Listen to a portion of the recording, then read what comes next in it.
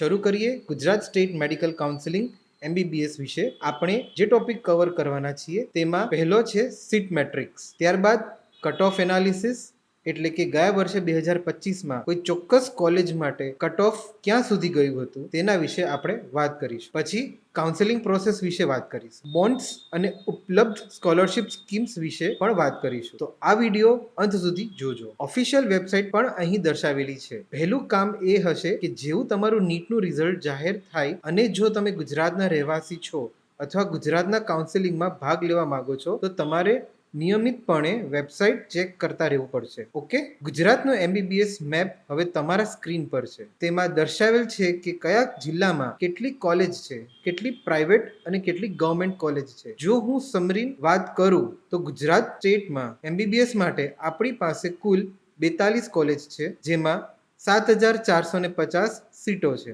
તેમાંથી 23 government medical college છે, જેમાં કુલ 4,250 સીટો છે, જ્યારે 19 પ્રાઇવેટ મેડિકલ કોલેજ છે, જેમાં કુલ 3,200 સીટો છે. ક્લિયર? હવે ગવર્મેન્ટ મેડિકલ કોલેજની વાત કરીએ. અહીં કોલેજનું નામ અને તેની કુલ સીટ ઇન્ટેક એટલે કે ક્ષમતા દર્શાવેલી છે. ગુજરાતની મેડિકલ કોલેજોની આ સીટ મેટ્રિક્સમાં પણ એ જ દર્શાવ્યું છે કે કઈ ગવર્મેન્ટ મેડિકલ કોલેજોમાં કુલ કેટલી સીટો છે. ત્યારબાદ પ્રાઇવેટ મેડિકલ કોલેજની વાત કરીએ. આ ગુજરાતની પ્રાઇવેટ મેડિકલ કોલેજોનું લિસ્ટ છે. ઓકે, તો અહીંથી તમને ખ્યાલ આવી ગયો હશે કે કયા જિલ્લા અને શહેરમાં કઈ કોલેજ આવેલી છે, કોલેજનું ચોક્કસ નામ શું છે અને તેમાં વાર્ષિક કેટલી સીટો ઉપલબ્ધ છે. પ્રાઇવેટ MBBS UG માટેનો બધો જ ડેટા સેટ હવે તમારી પાસે છે. હવે કાઉન્સેલિંગ પહેલા અમે જે વિડીયો અપલોડ કર્યો હતો તેની વાત કરીએ. જો ડેન્ટલ કોલેજની સમરીની વાત કરીએ તો ગુજરાત સ્ટેટમાં કુલ 13 ડેન્ટલ કોલેજ છે, જેમાં 1,340 સીટો છે. તેમાંથી 4 ગવર્મેન્ટ ડેન્ટલ કોલેજ છે, જેમાં 500 અને બાકીની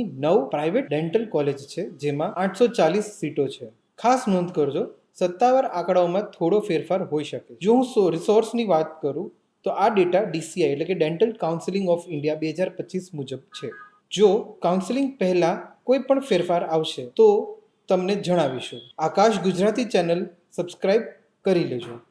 હવે આપણે ગવર્મેન્ટ મેડિકલ કોલેજ વિશે વાત કરીએ. 2025માં ગુજરાતની ગવર્મેન્ટ મેડિકલ કોલેજોમાં કટ ઓફ શું હતું તે જોઈએ. આપણે સીધી ઓપન કેટેગરી અને અન્ય કેટેગરી વાઇઝ વાત કરીશું. કોઈ સ્પેશિયલ કોટા છે કે કેમ, અને જો તે કેટેગરી હોય તો કયા છેલ્લા AIR એટલે કે ઓલ ઇન્ડિયા રેન્ક સુધી કોલેજમાં એડમિશન થયા હતા તે આપણે જોઈશું. ઠીક છે? જો કોઈ વિદ્યાર્થી જનરલ કેટેગરીમાં આવે છે તો તેનું કટ ઓફ તમારી સામે આ રહ્યું. આ રીતે કેટેગરી મુજબ ડેટા છે. આનાથી શું થયું કે તમારી પાસે ગુજરાતની GMC એટલે કે ગવર્મેન્ટ મેડિકલ કોલેજ માટે એક ડેટા સેટ તૈયાર થઈ ગયો. જો આપણે કોઈ પણ ગવર્મેન્ટ મેડિકલ કોલેજને ટાર્ગેટ કરવી હોય તો આપણે પાસે કેટલો રેન્ક હોવો જોઈએ તે મેં તમને સીધું જણાવી દીધું. આ કામ આવશે.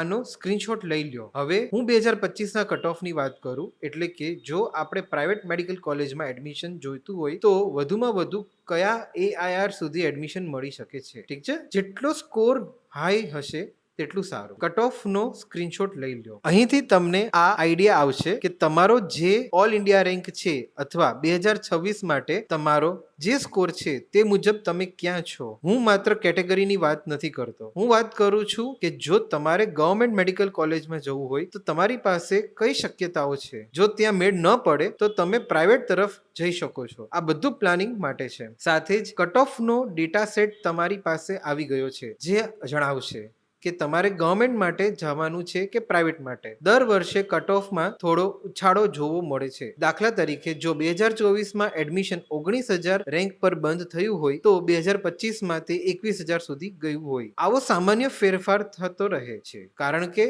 એક જ સ્કોર પર ઘણા બાળકો હોય છે. જેમ કે 500 સ્કોર પર અહીંથી તમને એક રફ આઈડિયા આવી જશે કે તમારે ગવર્મેન્ટમાં જવાનું છે કે પ્રાઇવેટમાં. એટલે આ ડેટા સેટ તમારી પાસે હોવો જોઈએ. ક્લિયર? હવે ગુજરાત સ્ટેટ મેડિકલ કાઉન્સિલિંગના સીટ ડિસ્ટ્રીબ્યુશન વિશે વાત કરીએ. ગવર્મેન્ટ મેડિકલ કોલેજમાં એમ્સ, જીપમર અને સેન્ટ્રલ યુનિવર્સિટીઓનો સમાવેશ થાય છે. પણ આપણે ગુજરાત સ્ટેટ કાઉન્સિલિંગની વાત કરીએ છીએ એટલે આપણે ફક્ત સ્ટેટ GMC વિશે જ વાત કરીશું. તો જુઓ આ સીટ ડિસ્ટ્રીબ્યુશન કેવી રીતે થાય છે. કોઈ પણ કોલેજમાં કુલ 100% સીટો હોય છે તેમાંથી 85% સીટો સ્ટેટ કોટામાં એટલે કે સ્ટેટ કાઉન્સિલિંગ આવે છે. તો બાકીની 15% સીટો ક્યાં ગઈ? તે બાકીની 15% સીટો ઓલ ઇન્ડિયા કોટા એટલે કે AIQ જાય છે. એક ઉદાહરણ લઈએ. હું ઉમેશ છું, બહારના રાજ્યનો, અને તમારી સામે મારા કેમેરામેન રોહિત છે જે ગુજરાતના રહેવાસી છે. મારે બીજે મેડિકલ કોલેજમાં એડમિશન લેવું છે. તો તમારી પાસે ઓલ ઇન્ડિયા કોટાનો વિકલ્પ છે. હું માત્ર તે 15% સીટ માટે જ ફાઇટ કરી શકું છું. બીજી તરફ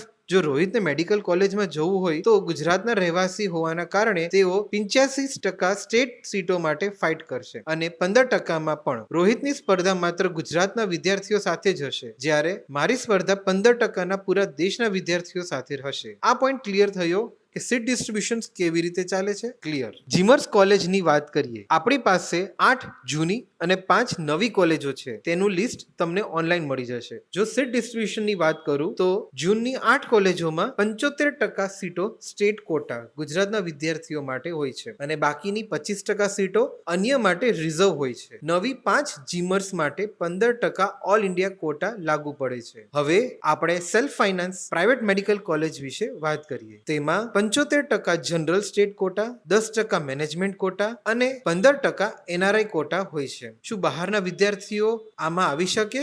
ના. તો અહીંથી એક વાત ક્લિયર થઈ ગઈ કે ગુજરાત પાસે પ્રાઇવેટ અને ગવર્મેન્ટ મળીને જેટલી પણ સીટો છે તે મોટા ભાગે ગુજરાતના બાળકો માટે જ રિઝર્વ છે. પ્રાઇવેટ મેડિકલ કોલેજમાં બીજા રાજ્યોનો વિદ્યાર્થી એડમિશન લઈ શકતો નથી કારણ કે ગુજરાત એક ક્લોઝ સ્ટેટ છે. ક્લોઝ સ્ટેટ શું છે તે આગળ વાત કરીશું. હવે પ્રોસેસ સમજી લઈ. ગુજરાતમાં કાઉન્સેલિંગ માટે સૌથી પહેલા ઓફિશિયલ વેબસાઇટ પરથી ઓનલાઈન રજીસ્ટ્રેશન કરવાનું રહેશે. ત્યારબાદ ડોક્યુમેન્ટ્સ વેરિફિકેશન થશે. વેરિફિકેશન પછી એક મેરિટ લિસ્ટ બનશે જેમાં તમારું નામ ચેક કરવાનું છે. જો નામ હોય તો પછી ચોઇસ ફિલિંગ કરવાની રહેશે. ત્યારબાદ એક બીજું લિસ્ટ જાહેર થશે જેને એલોટમેન્ટ લિસ્ટ કહેવાય છે. જો તેમાં તમારું નામ હોય તો તમારે એલોટમેન્ટ લેટર ડાઉનલોડ કરવાનો રહેશે. તે લેટરમાં તમારું નામ અને કોલેજનું નામ દર્શાવેલ હશે. કોલેજ જતા પહેલા તમારે ટ્યુશન ફી ભરવાની પડશે. ત્યારબાદ કોલેજ જઈને ઓરિજિનલ ડોક્યુમેન્ટ્સ અને ફીની પહોંચ સબમિટ કરવાની રહેશે. સિમ્પલ. હવે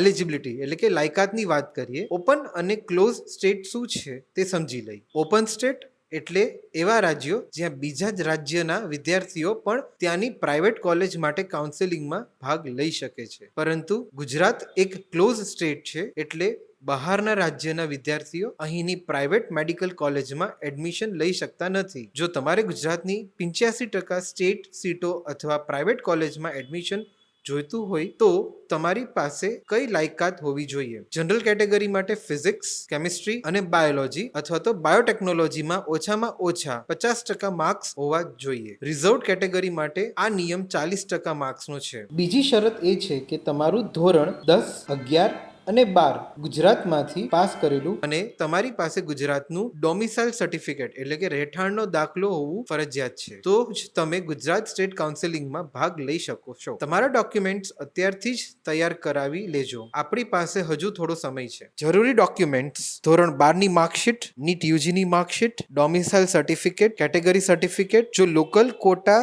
ક્લેમ કરતા હોવ તો તેનો સર્ટિફિકેટ અને ફિઝિકલ ફિટનેસ સર્ટિફિકેટ જોશે. આ ઉપરાંત પાસપોર્ટ સાઇઝ ફોટો અને તમારું આધાર કાર્ડ પણ જોઈશે. જો કોઈ વધારાના ડોક્યુમેન્ટ્સ જોઈતા હશે તો તે ઇન્ફોર્મેશન બુલેટિનમાં જણાવેલું હશે એટલે તેને ધ્યાનથી વાંચજો. સ્કોલરશિપની વાત કરીએ તો મુખ્યમંત્રી યુવા સ્વાવલંબન યોજના એટલે કે MYSY અને કન્યા કેળવણી યોજનામાં ઉપલબ્ધ છે. વધારે માહિતી માટે તમને વેબસાઇટ ચેક કરી લેવી. હવે બોન્ડ વિશે વાત કરીએ. સર્વિસ બોન્ડ માત્ર ગવર્મેન્ટ કોલેજમાં લાગુ પડે છે જ્યારે ડોક્યુમેન્ટેશન બોન્ડ ગવર્મેન્ટ અને પ્રાઇવેટ બંનેમાં લાગુ પડે છે. સર્વિસ બોન્ડ એટલે કે MBBS પૂરું કર્યા પછી તમારે ચોક્કસ સમયગાળા માટે સરકારી સેવા જેમાં તમને સેલરી મળશે આપવી પડશે. જો તમે તે સેવા ન આપવા માંગતા હો તો તમારે પેનલ્ટી ભરવી પડે. ગુજરાતમાં 1 વર્ષનો ફરજિયાત રૂરલ સર્વિસ બોન્ડ છે. જો તમે સેવા ન આપો તો નિર્ધારિત દંડની રકમ ચૂકવવી પડે છે. ડિસકન્ટિન્યુએશન બોન્ડની વાત કરીએ તો